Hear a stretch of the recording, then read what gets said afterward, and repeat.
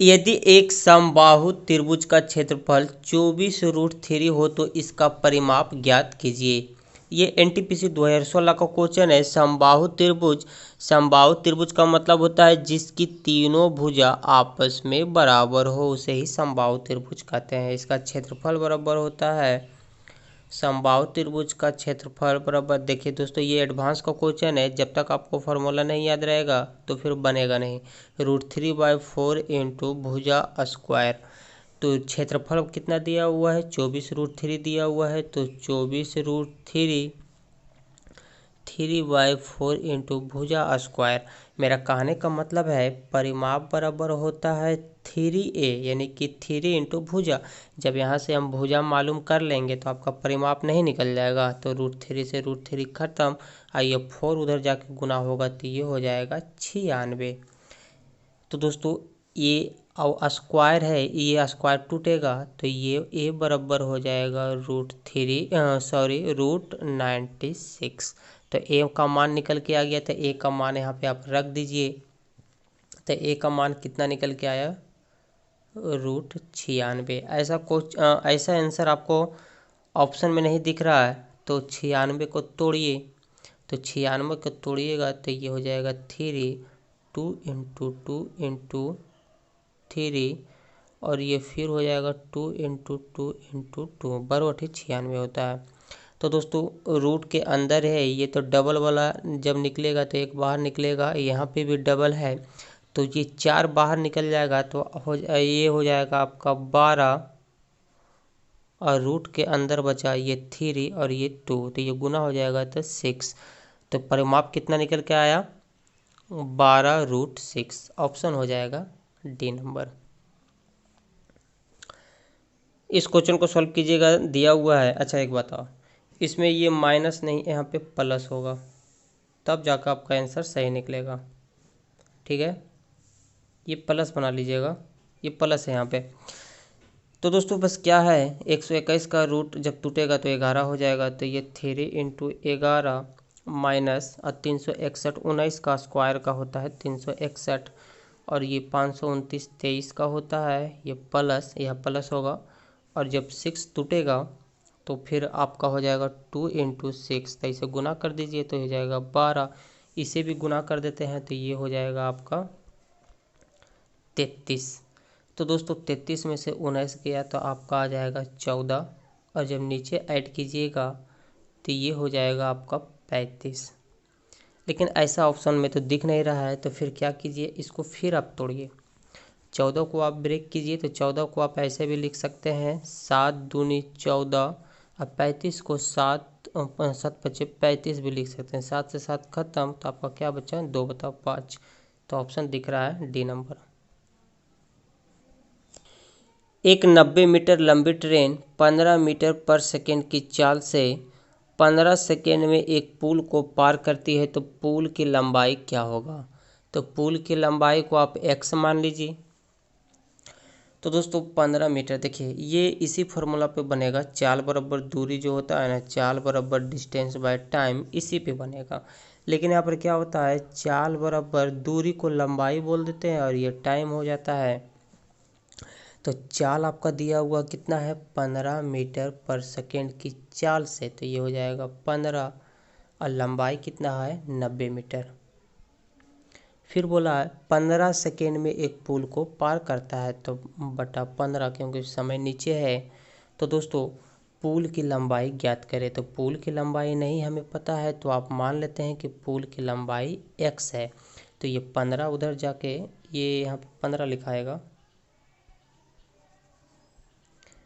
ये 15 लिखाएगा, गलती से लिखा। 15 को जब स्क्वायर कीजिएगा, 15 में 15 से गुना कीजिएगा तो 225 हो जाएगा, और इस 90 को इधर लाके घटा दीजिए, यानी कि कहने का मतलब है ये 225/90 माइनस x आया। तो इस 90 को इस तरफ लाके घटा दीजिए, तो 90 को इस तरफ लाके घटाइएगा तो x बराबर आपका निकल के आएगा 135 मीटर। तो पुल की लंबाई कितनी है, तो 135 मीटर। ऑप्शन हो जाएगा बी नंबर।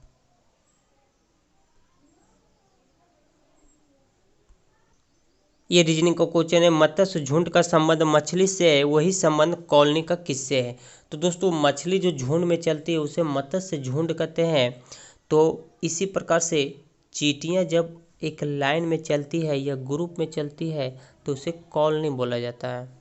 आंसर हो जाएगा ए नंबर। निम्नलिखित में से एकदम भिन्न यानी कि विषम को चुनना है। दौड़ना, कूदना, योग, टहलना।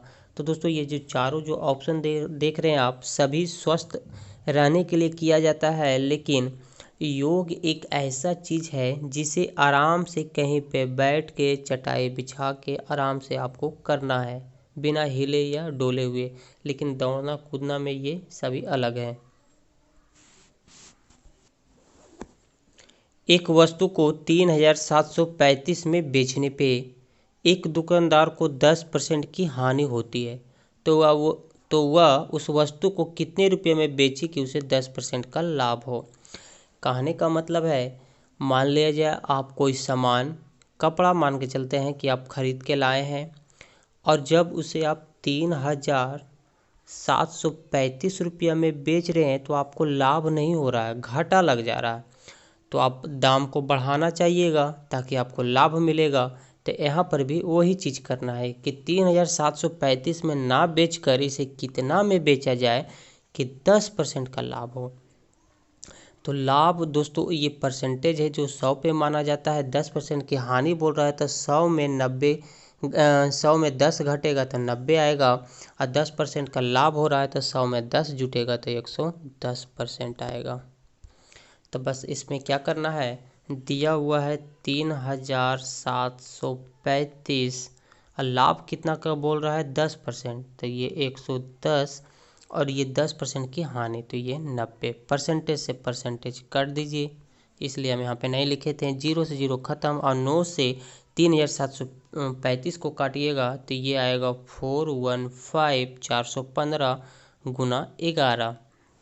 11 में इससे गुना कीजिए तो ये हो जाएगा 5, ये 6, ये 5, ये 4, 4565 ऑप्शन दिख रहा है बी में।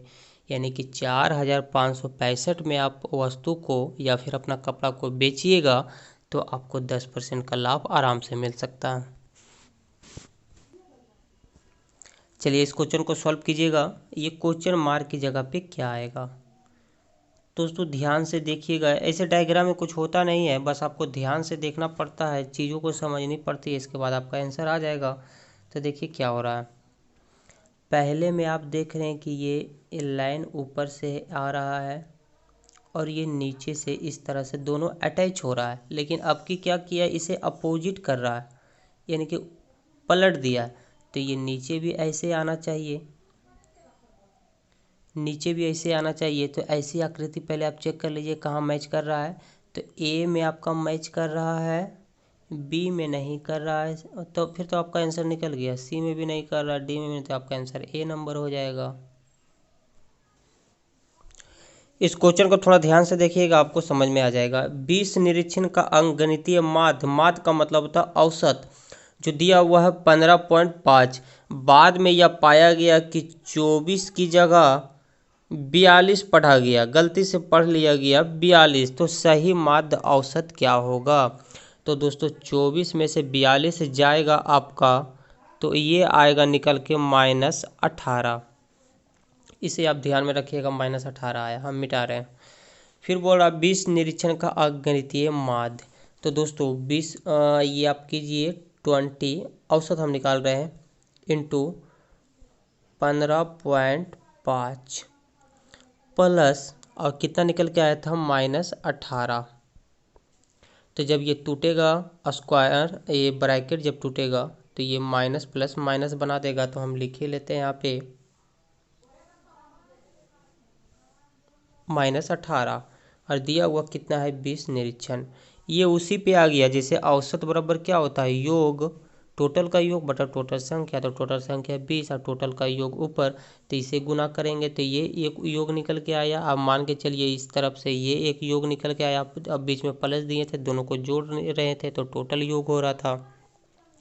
तो जब इसे सॉल्व कीजिएगा तो 20 में 15 को जब सॉल्व कीजिए तो ये पॉइंट हटेगा, 0 ख़त्म हो जाएगा। तो ये 5 दूनी 10, 5 दूनी 10 और एक 11, 2 1 3, ये -18/20।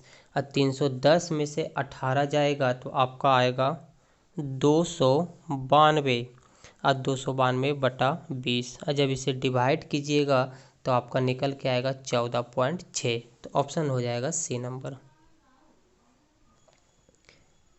ये रीजनिंग का क्वेश्चन है, देखिए बनाइए इसे क्या कर रहा है। तो दोस्तों इसमें आपको थोड़ा सा ध्यान देना है। जैसे ये सर्किल बन रहा है तो यहाँ पे एक ऐसे सर्किल ऐड करेंगे तो ये बन जाएगा, यानी कि एक ऐसे वाला सर्किल ऐड हो रहा है। पहले ऑप्शन में आप चेक कीजिए, ये आपका नीचे आ गया तो ये तो नहीं होगा। ये भी आपका ये इस तरफ से अपोजिट बन रहा है, यानी कि ये इस तरफ से हो जाएगा। जैसे मिटा के दिखाते हैं हम आपको, ये जब अगर सर्किल बनाएगा तो ये आपका इस तरफ से बन जाएगा, तो ये तो होगा नहीं। और जब इस सर्किल को देखते हैं तो ये तो आपका ऐसे है, तो ये सर्किल पूरा हो कहाँ रहा था, सर्किल आपका सिर्फ बी से पूरा हो रहा था। इसे इसका आंसर हो जाएगा सी नंबर, क्योंकि बी कहाँ दिख रहा है, सी में। तो ऑप्शन हो जाएगा सी नंबर। दो संख्याओं का योग, संख्या आपको नहीं पता है तो मान लेते हैं x + y का योग। योग का मतलब होता है प्लस। ये कितना दिया हुआ 40, और इसी का अंतर दिया हुआ, अंतर का मतलब माइनस, तो x - y बराबर है 4। तो इन संख्याओं का अनुपात क्या होगा, यानी कि x का मान आपसे पूछा है और y का मान पूछा है। तो इसे सॉल्व करने के लिए देखिए पहले क्या कीजिएगा, प्लस आपका दिख रहा है y में और माइनस है y में, तो इसे जब आप काट दीजिएगा और फिर यहाँ से x का मान निकल जाएगा। कहने का मतलब 22 से 22 खत्म, और 2x बराबर हो जाएगा आपका 44। 2 को इधर लाइएगा, x का आपका मान निकल जाएगा। लेकिन हम ऐसे नहीं बताते हैं, इसमें बहुत सारा टाइम लग रहा है, बेकार आपका समय जा रहा है। तो इसके लिए आप क्या कीजिए, आराम से एक ट्रिक होता है, जब x का मान पूछे तो दोनों को ऐड करके 2 से डिवाइड कर दीजिए, यानी कि 40 और कहने का मतलब है 40 और 4 को जोड़िएगा तो ये हो जाएगा 44। अब भागा दे देना है 2 से, तो इसे काटिएगा तो ये आपका आ जाएगा 22। और ठीक इसी तरह से आपकी करना है y का मान निकालने के लिए। तो y का मान निकालिएगा तो आपकी घटा देना है, तो 40 में 4 जाएगा तो आपका 36। अब भागा आपको फिर 2 से ही देना है, तो 36 में 2 से काटिएगा तो ये आ जाएगा आपका 18। तब y का मान आ गया आपका 18। लेकिन आपका ऑप्शन में तो नहीं दिख रहा होगा, तो ऑप्शन में नहीं दिख रहा तो दोस्तों इसको फिर काट दीजिए। 2 से इसको हम काट रहे हैं तो क्या हो जाएगा, x और y का मान निकल जाएगा, रेशियो निकल का 11:9। तो ऑप्शन दिख रहा है सी नंबर में। निम्नलिखित में से कौन सा लीप ईयर है। तो दोस्तों लीप ईयर आप जानते होंगे निकालने के लिए, अगर 4 से आप डिवाइड कर रहे हैं, अगर पूरी तरह से कट गया तो वो लीप ईयर हो गया। अगर 4 से वो पूरी तरह से भाग नहीं पड़ रहा, पूर्ण रूप से नहीं कट रहा, तो वो सामान्य वर्ष होता है। तो सभी को आप भाग दे के देखिएगा तो ये आपका दोस्तों बी नंबर 4 से पूरी तरह से डिवाइड हो रहा है, तो इसका आंसर हो जाएगा बी नंबर, यानी कि लीप ईयर कौन सा है, तो 1704।